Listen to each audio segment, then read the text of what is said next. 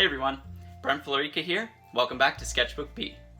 In today's episode, I'm going to be continuing my Robo-series by addressing a comment from the last video where the suggestion was actually a dragon, or to do something sky related, since I've already done sea and land. Now I like that suggestion, but since I just recently did a dragon on the channel, I thought I'd mix it up, do something a little bit different, and I thought a butterfly could be pretty cool to do in this kind of combo style. So I'm actually really happy with how it turned out. Hope you enjoy it. Please leave a like if you do, it really helps me out. And comment below on which Robo-animal combo you'd like me to do next. I'll see you on the other side. I began this process by looking at a lot of reference images for butterflies and moths to try and determine the general shapes and proportions of the design. In the end, I loosely based this drawing off a monarch butterfly and played around with some different pose options before settling on the final one. The mirror tool was actually incredibly helpful in this drawing, as I just had to draw one half of it and it would automatically draw the other half for me, so that made things a lot faster for me.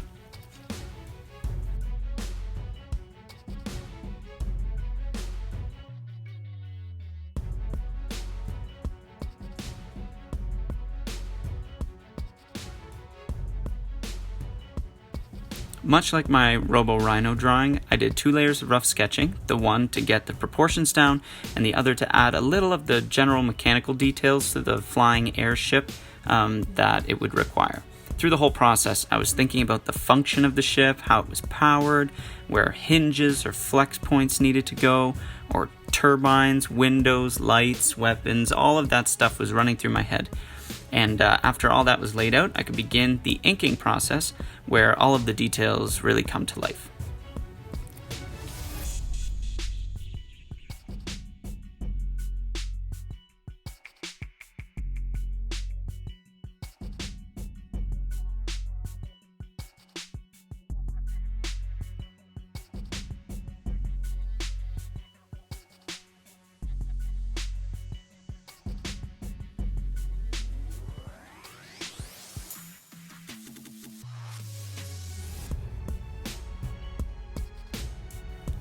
It should be noted that I am pretty new at using Autodesk Sketchbook Pro, so please bear with me if you see me doing things in a way that isn't as efficient as it could be.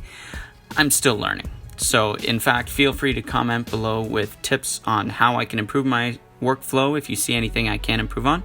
That would be super helpful for me.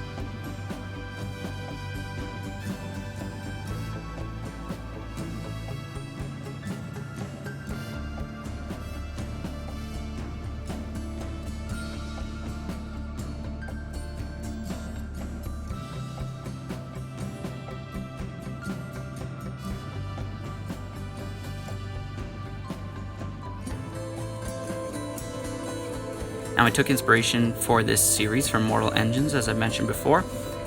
And, you know, the idea of just these moving predator cities is just so cool and really artistically inspiring for me. But I wanted to try something a little bit different with this one, and it wouldn't be as much of a city as the other ones, since this would still need to fly, right? So it can't be just infinitely huge. So I thought of it more as a communications base in the sky. Satellite dishes on the top of the ship would relay information to the ground cities all over the world as it flies around, and it needed weaponry to defend itself against attack, as this base would be a very valuable resource in the wrong hands. I thought of the top of the wings as being covered in solar panels to power the ship, and lift would be generated through these 4 massive turbines, kind of like the SHIELD helicarriers from Marvel. After that, it was all just garnishing, adding little details like bridges, walkways, small buildings, and lighting, imagining the daily life on the ship and enjoying this process. These have been so fun to do, and I look forward to more in the future, so feel free to suggest your ideas in the comments for which robo-animal concepts I should do.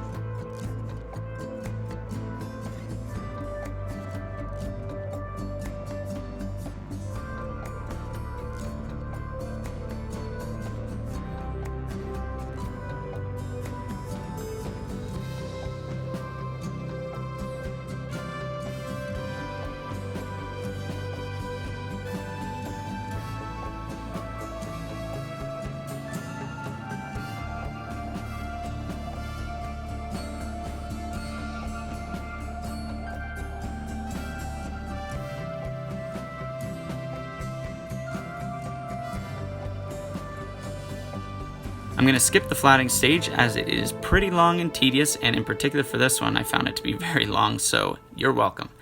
My idea was originally to go a lot brighter with the colors than this, but I decided to go more stealth with it based on the natural design of sharks. And, so from below looking up, sharks are light colored on their bellies oftentimes, so they kind of blend in with the bright water above, hiding them from their prey. And then from above looking down, they're dark, like the seafloor, the dark water below. I applied the same principle here, thinking the underside would be a very light blue and white to blend with the sky, while the top, looking down, would be more earthy to camouflage with the ground below. What do you think? Good call?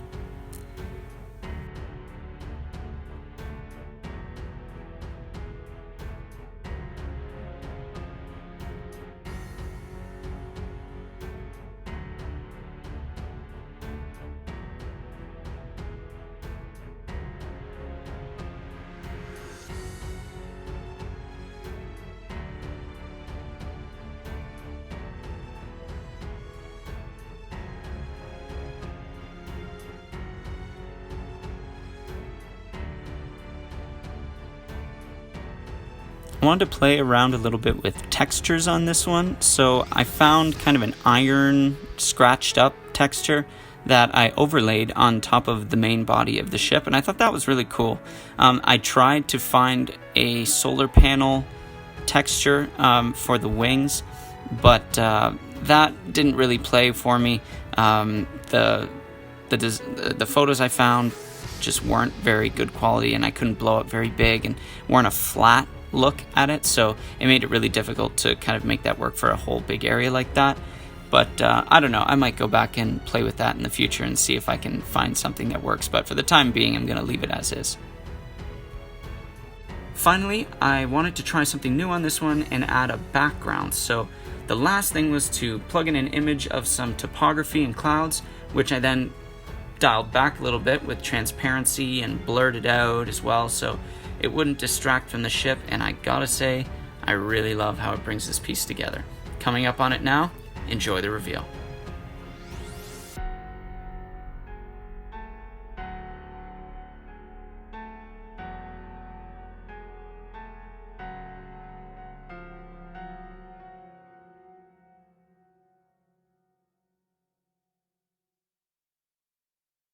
Thanks so much for joining me at Sketchbook B.